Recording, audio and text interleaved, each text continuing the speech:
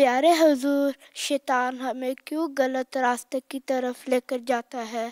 اس لیے کہ وہ شیطان ہے۔ چور کیوں چوری کرتا ہے؟ اس لیے اسے دماغ میں غلط خیالات آتے ہیں، چوری کے خیالات آتے ہیں، اس کی صحیح تربیت نہیں ہوئی، اس لیے وہ چوری کرتا ہے۔ تو شیطان تو ہے ہی غلط راستے پہ لے جانے والے کا نام ہے، جو لوگوں کو غلط کاموں کی طرف لے جاتا ہے اس کا نام شیطان ہے۔ تبھی شیطان نے کہا تھا اللہ تعالیٰ کو کہ جب آدم کو پیدا کیا اور اس نے بات نہیں مانی اللہ تعالیٰ کی، تو شیطان کا نام ابلیس بھی ہے، ٹھیک ہے۔ جب اس نے انکار کیا تو ابلیس بن گیا۔ جب وہ لوگوں کو غلط باتیں بتاتا ہے تو اس کا نام شیطان ہو گیا ہے، وہ ایک ہی چیز۔ تو اس نے کہا تھا اللہ میاں کو کہ تیری بات لوگ نہیں مانیں گے، نیکی کی باتیں نہیں کریں گے اور برائی کی طرف زیادہ جائیں گے۔ اللہ میاں نے کہا تھا کہ ٹھیک ہے، میں نے انسان کو عقل دی ہے، اس کو بتایا ہے کہ اچھا کون سا ہے اور برائی کیا ہے۔ اگر وہ اچھے کام کریں گے تو میں ان کو انعام دوں گا، اور میری بات مانیں گے تو میں ان کو انعام دوں گا۔ وہ میرے فرشتوں کی باتیں مانیں گے، نیکی کی باتیں مانیں گے، میرے نبیوں اور رسولوں کی باتیں مانیں گے تو میں ان کو انعام دوں گا، اور اگر وہ تمہاری بات مانیں گے تو میں ان کو سزا دوں گا۔ شیطان کو اللہ میں نے کہا تھا کہ قیامت کے دن میں تمہیں بھی جہنم میں ڈال دوں گا اور تمہارے سارے ساتھیوں کو بھی۔ تو اللہ تعالیٰ نے انسان کو عقل دی ہے اور بتایا کہ یہ برائی چیزیں ہیں، یہ اچھی چیزیں ہیں۔ اگر تم برائی کرو گے تو تمہیں سزا ملے گی، جہنم میں جاؤ گے شیطان کے پیچھے چل کے۔ اگر تم اچھے کام کرو گے، نبیوں کی باتیں مانو گے، نیک لوگوں کی باتیں مانو گے اور اچھی اچھی باتیں اللہ تعالیٰ کی باتیں مانو گے تو تمہیں میں ریوارڈ دوں گا، جنت میں بھیج دوں گا۔ تو اس لیے شیطان کا کام ہی یہ ہے کہ ہمیں ورگلانا۔ اس لیے ہمیں اللہ تعالیٰ نے کہا ہے کہ تم اعوذ باللہ من الشیطان الرجیم پڑھا کرو کہ اللہ میاں میں شیطان سے تیری پناہ میں آتا ہوں، تاکہ تم لوگ شیطان سے بچ کے رہو۔ اچھا، تم زیادہ سے زیادہ اعوذ باللہ پڑھا کرو اور شیطان کی باتیں نہ مانا کرو۔ کوئی بھی آدمی ہو، کوئی بچہ ہو، کوئی لڑکا ہو، کوئی بھی ہو، تمہیں اگر برا کام کہتا ہے کرو تو وہ شیطان ہے، ٹھیک ہے۔ اس کو سمجھو وہ شیطان ہے، تم اعوذ باللہ من الشیطان الرجیم پڑھ کے وہاں سے دوڑ جاؤ کہ اللہ میاں مجھے بچا لے اس شیطان سے۔ My name is Ataul Haq and my question is, the situation between Israel and Palestine is very bad these days. What will be the effects on the world? I have already spoken in my Friday sermon on this issue. The effect on the world is quite clear, that these people are trying to not only to harm themselves, but they are trying to doom the world. The world is going towards its destruction. And as I have already said, it is not going to stop here. It will escalate and more nations will be involved in it. And quite possible that nuclear arsenal is also used in this war. So we should pray to save the world from the destruction. And we should pray that Allah Ta'ala give them wisdom and Allah Ta'ala give the capability and wisdom to the big powers to use justice. میرا سوال ہے کہ جنت میں دنیا کی گزری ہوئی باتیں، یادیں اور رشتے یاد رہیں گے، اور جنت میں کیسی زندگی ہوگی؟ جنت میں کیسی زندگی ہوگی تو ہم جنت میں جا کے پتہ لگے گا۔ باقی گزری ہوئی باتیں دنیا میں جو ہیں وہ بھول جاؤ گے۔ جنت کی نعمتیں اتنی اعلیٰ قسم کی ہوں گی کہ تم دنیا کی نعمتیں بھول جاؤ گے۔ جو اچھی اچھی باتیں تھیں نا دنیا کی، وہ بھی بھول جاؤ گے۔ اس سے بھی بہت اعلیٰ قسم کی باتیں ہوں گی جنت میں، ٹھیک ہے۔ اور تمہیں صرف جنت ہی جنت یاد رہے گی۔ یہاں جب تم کو اچھی چیز دیکھ لو تو پچھلی چیز کوئی بھی ہو، چاہے جتنی مرضی اچھی ہو، بھول جاتی ہے نا دنیا میں بھی۔ اسی طرح جنت میں جا کے بھی تم بھول جاؤ گے، ٹھیک ہے۔ جب تم اسکول میں پڑھ رہے ہو، تم پچھلی کلاس میں اچھے نمبر لیتے ہو نا، تمہیں یاد رہتا ہے 1 سال تک میں نے اتنے اچھے نمبر لیے تھے، اور اگلی کلاس میں جب تم جاتے ہو تو اس سے بھی اچھے نمبر لے لیتے ہو، تو تم بھول جاتے ہو پچھلی کلاس میں کیسے نمبر تھے۔ تم ان نمبروں کو یاد رکھتے ہو جو تم نے اب نئی کلاس میں لیے تھے، ہیں، تو اس بات پہ خوش ہوتے ہو۔ تو اسی طرح جنت میں بھی تم نئی نئی چیزیں دیکھ کے، جنت کی نعمتیں دیکھ کے خوش ہو جاؤ گے اور بھول جاؤ گے، کیونکہ جنت کی نعمتیں تو اتنی اونچی ہیں کہ دنیا کی نعمتوں کی اللہ تعالیٰ نے مثال تو دی ہے کہ یہ بھی ہوگا، یہ بھی ہوگا، یہ بھی ہوگا، لیکن وہ صرف مثال کے طور پہ، ان کا مقابلہ نہیں ہو سکتا جنت کی نعمتوں کا۔ اور میرا یہ سوال ہے کہ ہم ہر اجلاس میں یہ عہد کرتے ہیں کہ ہم دین کی خدمت کے لیے ہر دم تیار رہیں گے، ہم روزمرہ کی زندگی میں اس عہد کو کس طرح پورا کر سکتے ہیں؟ دین کیا ہے؟ دین یہ ہے کہ جو اللہ تعالیٰ نے باتیں کہی ہیں ان کو ماننا۔ ہم دین کو دنیا پہ مقدم رکھیں گے، ہم یہ عہد کرتے ہیں۔ اس کا مطلب یہ ہے کہ اللہ تعالیٰ کے حق ہیں، کچھ بندوں کے حق ہیں۔ جب نماز کا وقت آئے گا تو ہم اپنی کھیلیں چھوڑ کے، اپنی باقی کام چھوڑ کے، سوائے سے کوئی اشد مجبوری ہو، نماز پہ جا کے نماز ادا کر کے اچھی طرح نماز پڑھنے کی کوشش کریں گے، ٹھیک ہے؟ اللہ تعالیٰ نے کہا ہے نیک کام کرو، قرآن شریف پڑھو، تو ہم اپنا وقت ناولیں پڑھنے اور ٹی وی پروگرام دیکھنے کے بجائے وقت نکالیں گے کہ قرآن شریف کی تلاوت بھی روزانہ کریں، پھر قرآن شریف کے معنی جانیں اور اس کو پڑھنے کی کوشش کریں، سمجھنے کی کوشش کریں۔ پھر بندوں کے حقوق ہیں، اس میں ہم اچھے نیک کام کریں، کسی غریب کے کام آئیں، چیریٹی میں کام آئیں۔ یہ ہے کہ ہم تبلیغ کریں، اپنے اخلاق بہتر کریں، اپنے حالتوں کو بہتر کر کے اللہ تعالیٰ سے دعا بھی مانگیں اور تبلیغ کے لیے وقت نکالیں، پمفلٹ تقسیم کریں، اپنے دوستوں کو بتائیں ہم کون ہیں، ہم احمدی ہیں، ٹھیک ہے؟ اور اچھے اخلاق ہوں گے تو خود تمہاری طرف لوگ توجہ کریں گے۔ مولا میاں کہتا ہے سچ کو قائم کرو، سچ بات کریں گے، کبھی جھوٹ نہیں بولیں گے، اور یہ جو برائیاں ہیں ان سے دور رہیں گے۔ تو یہ بھی باتیں جو ہیں اسکولوں میں بھی بتائی جاتی ہیں نا، تو تم اس وقت اعوذ باللہ من الشیطان الرجیم پڑھ لیا کرو، جس طرح میں نے پہلے بچے کو کہا تھا کہ اللہ میاں یہ شیطانی باتیں ان سے ہم دور رہیں گے، ہم دین کو مقدم رکھنے والے ہیں۔ تو روزمرہ کی زندگی میں چیزیں اختیار کرو گے تو یہی دین کو دنیا میں مقدم رکھنے والی بات ہے، ٹھیک ہے؟ ٹھیک ہے، جزاک اللہ۔ پیارے حضور، مختلف ممالک میں احمدیت کے پھیلنے کے بارے میں سیدنا حضرت مسیح موعود علیہ الصلوۃ والسلام اور خلفائے کرام کی بشارتیں موجود ہیں۔ پیارے حضور، آپ سوئٹزرلینڈ میں اسلام اور احمدیت کے مستقبل کو کیسے دیکھتے ہیں اور ہمیں اس بارے میں کیسی حکمت عملی اختیار کرنی چاہیے؟ آپ کا کام ہے اپنی حالتوں کو بہتر کریں، اپنی باتوں کے معیار کو بلند کریں، نمازوں کی طرف توجہ دیں، دعائیں کریں، اللہ تعالیٰ سے مدد مانگیں، اس کے دین کو سیکھنے کی کوشش کریں، قرآن شریف پڑھیں، قرآن کریم کے حکموں پر عمل کریں، اور اس میں سے جو اللہ تعالیٰ کی باتیں ہیں دنیا میں پھیلانے کے لیے وقت نکالیں۔ اور یہ چیزیں ہیں جو خدام کو بھی اور ہر ایک کو کرنی چاہیے۔ ابھی پچھلے دنوں میں نے عہد لیا تھا نا خدام الاحمدیہ کے اجتماع سے بھی، انصار اللہ سے بھی، اس عہد پہ غور کرو ذرا، بڑا تفصیلی عہد ہے۔ تو وہی آپ لوگوں کا مقصد اور مطمع نظر ہونا چاہیے، وہی آپ کا گول ہونا چاہیے، وہی آپ کے آبجیکٹیو ہونے چاہیے، ٹھیک ہے؟ اس کو حاصل کرنے کی کوشش کرنی ہے۔ باقی اللہ تعالیٰ نے یہی کہا ہے کہ تمہارا کام ہے کوشش کرنا، تم اپنی کوشش میں دعائیں کرو اور دین کو پھیلانے کے لیے جو کچھ کر سکتے ہو، تبلیغ کسی بھی ذریعے سے، ذاتی دوستوں کو بتانے کے ذریعے سے، یا پمفلٹ تقسیم کرنے کے ذریعے سے، یا اجتماعی تبلیغ کرنے کے ذریعے سے، جس طرح بھی ہے تم اپنا کام کیے جاؤ۔ باقی اللہ تعالیٰ کا کام ہے کس کی ہدایت دینی ہے اور کس کو کہاں پھل لگانے ہیں۔ ہم اپنا کام نیک نیتی سے کریں، اور جب وقت آئے گا تو دنیا کی توجہ آپ ہی دین کی طرف پیدا ہوگی۔ ابھی تو دنیا دین سے دور ہٹ رہی ہے، لیکن ہم اگر قائم رہیں گے دین پہ اور مستقل لوگوں کو بتاتے رہیں گے تو ایک وقت آئے گا جب دنیا کو خود توجہ پیدا ہوگی، اللہ تعالیٰ انشاءاللہ کرے گا، اور وہ بریک تھرو ہوگا جب لوگ پھر دین کی طرف توجہ کریں گے، اور چاہے وہ سوئٹزرلینڈ ہو یا دنیا کے اور ملک ہوں، اس وقت پھر خود ہی پتہ لگ جائے گا، ٹھیک ہے؟ جی، جزاکم اللہ پیارے حضور۔ میرا سوال یہ ہے کہ کیا ابلیس کی اللہ تعالیٰ کی نافرمانی کرنے سے پہلے بھی جہنم موجود تھی؟ اللہ تعالیٰ نے یہ تو نہیں بنایا کہ آج سے میں جہنم بنا رہا ہوں تو تمہیں جہنم میں ڈالوں گا۔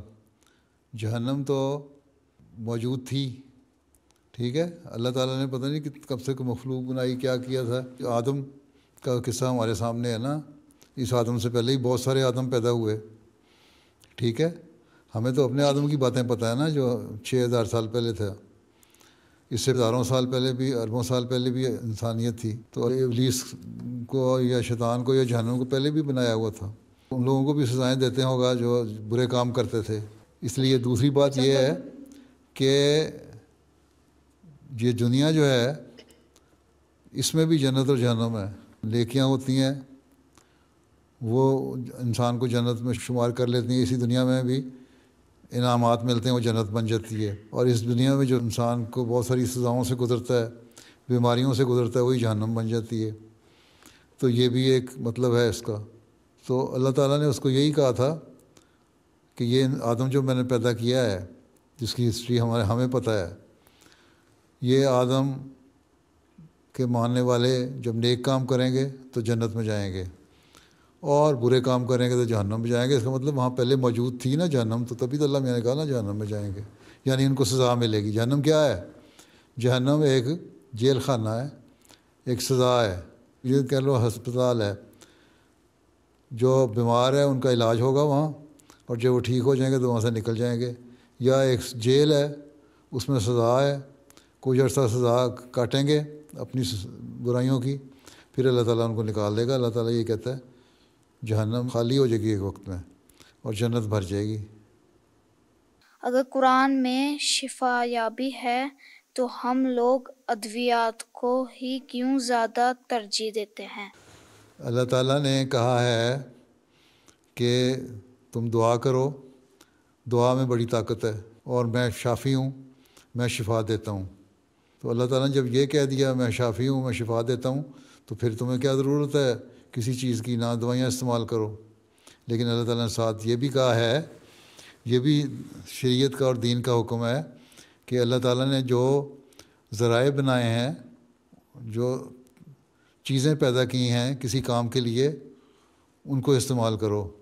تو اللہ تعالیٰ قرآن شریف میں کہتا ہے کہ میں تمہیں رزق دیتا ہوں.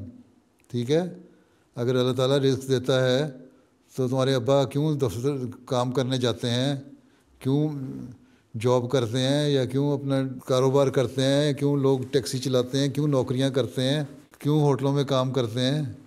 پیسے کمانے کے لیے. ماں بھی اور باپ بھی کام کر رہے ہوتے ہیں، کس لیے کرتے ہیں؟ اللہ تعالیٰ کہتا ہے میں رزق دیتا ہوں، آپ ہی رزق دے دے گا. اللہ تعالیٰ کہتا ہے تمہارے بچوں کو بھی میں رزق دیتا ہوں اور تمہیں بھی رزق دیتا ہوں، جانوروں کو بھی رزق دیتا ہوں، ہر ایک کو میں رزق دیتا ہوں. تو پھر ضرورت کیا ہے کام کرنے کی؟ پہلی بات تو یہ ہے کہ اس میں شفا ہے، روحانی شفا. اللہ تعالیٰ کہتا ہے کہ میری باتوں پہ عمل کرو، اس کتاب میں جو میرے حکم ہیں ان پہ عمل کرو، میری عبادت کرو، اور جو میں نے حکم دیے ہیں ان پہ عمل کرو، میرے بندوں کے حق ادا کرو. تو روحانی طور پر تم صحت مند ہو جاؤ گے، اور تم ایک اچھے انسان بن جاؤ گے، اور تم وہ انسان بن جاؤ گے جس کو اللہ تعالیٰ پھر جنت میں لے کے جاتا ہے. پہلی مراد تو یہ ہے شفا سے، روحانی شفا. دوسرے، سورہ فاتحہ میں حدیث میں آتا ہے کہ بعض صحابہ دم کیا کرتے تھے سورہ فاتحہ کا، اور اس فاتحہ کے دم سے لوگوں کو شفا ہو جاتی تھی. ایک صحابی سے آنسر نے پوچھا تم کیوں کرتے ہو؟ انہوں نے کہا جی مجھے اللہ تعالیٰ کی جو صفات ہیں اس میں ساری موجود ہیں، اس لیے مجھے اچھی لگتی ہے، میں سمجھتا ہوں کہ اس میں شفا ہے. آنسر نے فرمایا تم ٹھیک کہتے ہو. تو جسمانی طور پہ بھی شفا ہوتی ہے، لیکن ساتھ ہی آنسر نے فرمایا کہ تمہیں علاج بھی کرنا چاہیے، کیونکہ جو علاج کے طریقے ہیں یا دوائیاں ہیں یا دوائیاں بنانے کے لیے جو عقل ہے وہ بھی اللہ تعالیٰ نے انسان کو دی ہے نا، اس لیے دی ہے تاکہ اس کو استعمال کرو. تو وہ بھی اللہ تعالیٰ کی نعمت ہے. اللہ تعالیٰ نے کہا ہے کہ دعا بھی کرو اور اسباب بھی کرو، جو طریقے ہیں ان کو بھی استعمال کرو. صرف دعا پہ زور دینا اور اسباب کو استعمال نہ کرنا یہ بھی غلط ہے، اللہ تعالیٰ کو آزمانے والی بات ہے. اور صرف اسباب پہ بھروسہ رکھنا اور دعا نہ کرنا یہ بھی غلط ہے، کیونکہ پھر انسان شیطان کی طرف چلا جاتا ہے، دیریا ہو جاتا ہے. اس لیے جو چیزیں اللہ تعالیٰ نے بنائی ہیں ہمارا یہ کام ہے ہر ایک کو استعمال کریں. تو پہلی بات تو یہ ہے کہ قرآن کریم شفا ہے روحانیت کی، صحت کے لیے، تمہیں نیکیوں کی طرف لے جانے کے لیے. اور تم جب شفا پا جاؤ گے، صحت مند ہو جاؤ گے اللہ تعالیٰ کی باتیں سن کے، تو پھر تم جنت میں جانے والے ہو گے. جیسے کہ پہلے میں نے مثال دی تھی نا، جہنم بھی ایک ہسپتال ہے جہاں علاج ہوتا ہے، سزائیں ملتی ہیں اور پھر واپس چلا جاتا ہے. یا جیل ہے جس میں کچھ سزا کاٹ کے چلا جاتا ہے، پھر جہنم میں جاؤ گے، تم صحت مند ہو تم سیدھے جنت میں جاؤ گے، جہنم میں تمہارے علاج کی ضرورت نہیں پڑے گی. ٹھیک.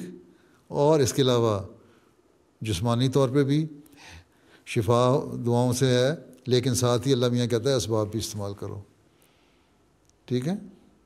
ٹھیک ہے جی، جزاک اللہ. حضور، نماز اور قربانی جیسی روزمرہ چیزوں کے علاوہ آپ اپنی زندگی میں کس چیز کو سب سے زیادہ اہمیت دیتے ہیں؟ اللہ تعالیٰ کا حکم دیا ہے کہ ذکر الہی کرو، وہ کرنا چاہیے. اللہ کے حقوق ادا کرو اور بندوں کے حقوق ادا کرو، انہیں کو اہمیت دینی چاہیے. اللہ تعالیٰ نے اپنے حقوق بھی قائم کیے ہیں نا، عبادت کرنا، اس کی باتوں پہ عمل کرنا، اس کی شریعت پہ عمل کرنا، اصولوں پہ ایمان لانا، قیامت پہ ایمان لانا، ساری باتیں ہیں نا. اور اس کے بعد اللہ کہتا ہے کہ بندوں کے حق ادا کرو، تو بندوں کے حق ادا کرو، اسی کو اہمیت دینی چاہیے. آپ اسی کو اہمیت دیا کریں. مقصد اللہ تعالیٰ خوش کرنا ہے نا، تو اللہ تعالیٰ دو باتوں سے خوش ہوتا ہے کہ اس کے حق ادا کیے جائیں اور اس کے بندوں کے حق ادا کیے جائیں. اگر انسان اللہ تعالیٰ کی صرف نمازیں پڑھ رہا ہے اور بندوں کے حق ادا نہیں کر رہا تو اللہ تعالیٰ کہتا ہے میں نمازیں قبول نہیں کروں گا. اور اگر بندوں کے حق ادا کر رہا ہے اور اللہ کے حق ادا نہیں کر رہا تو ایک نیکی کر رہا ہے، اس کا ثواب تو اس کو مل جائے گا، لیکن جو دوسری نیکی ہے اللہ کے حق ادا کرنے کی، اس سے محروم رہ جائے گا. اس لیے اصل مقصد اللہ کو خوش کرنا ہے اور اس کے لیے دونوں کام کرنے چاہیے. ہم جماعتی کتاب کو دل لگا کر کیسے پڑھ سکتے ہیں؟ کیسے پڑھ سکتے ہیں؟ اللہ میاں سے دعا کرو اللہ میاں تمہیں دل لگا کے پڑھنے کی توفیق دے، کیونکہ بڑی مشکل باتیں ہوتی ہیں نا اس میں دلچسپی کوئی نہیں ہوتی، اس میں کوئی فن نہیں ہوتا جس طرح آج کل تم لوگوں کو ہے ڈراموں میں یا دوسری فضول قسم کی کہانیوں کی کتابوں میں ہیں. نیکی کی باتیں ہوتی ہیں، اللہ رسول کی باتیں ہوتی ہیں. اس لیے پہلے تو اللہ میاں سے دعا کرو کہ اللہ تعالیٰ تمہیں دل میں تمہارے ڈالے کہ تم ان کو پڑھ سکو، پھر تمہیں سمجھ بھی آ سکے. ٹھیک ہے؟ پھر خدام الانبیاء کو بھی چاہیے، مربی صاحب کو بھی چاہیے کہ آسان طریقے سے تم لوگوں کو سمجھائیں تاکہ تم دلچسپی پیدا ہو. اب بہت ساری کتابیں جماعت میں چھپی ہیں آسان زبان میں، اردو، انگلش میں، جرمن میں بھی چھاپ رہے ہیں، اور وہ پڑھو تو اس سے دلچسپی پیدا ہوگی دین کے لیے. ٹھیک ہے؟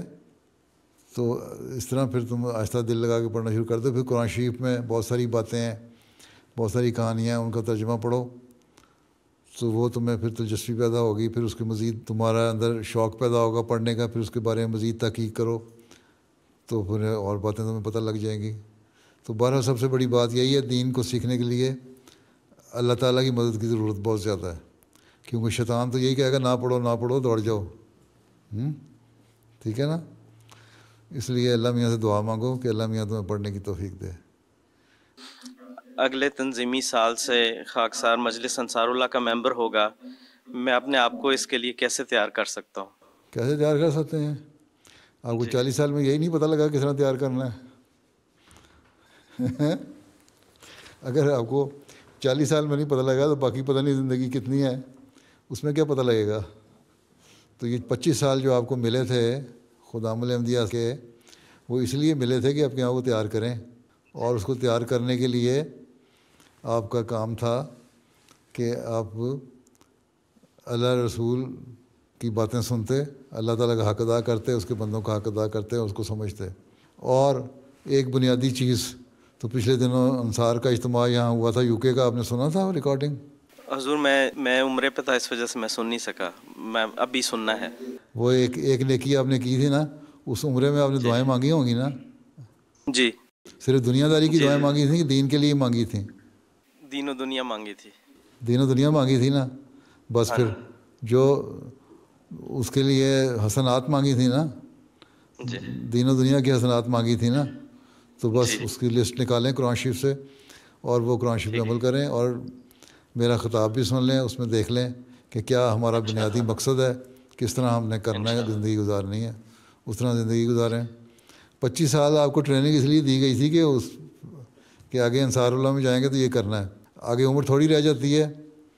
تو اس لیے آپ کا کام ہے کہ اللہ تعالیٰ کا حق ادا کرنے کا اور اس کے بندوں کا حق ادا کرنے کی زیادہ سے زیادہ کوشش کریں. یہی کر سکتے ہیں آپ. ٹھیک ہے؟ جی ٹھیک ہے حضور. جی حضور، جزاک اللہ. چلو پھر السلام علیکم ورحمۃ اللہ. السلام علیکم ورحمۃ اللہ وبرکاتہ.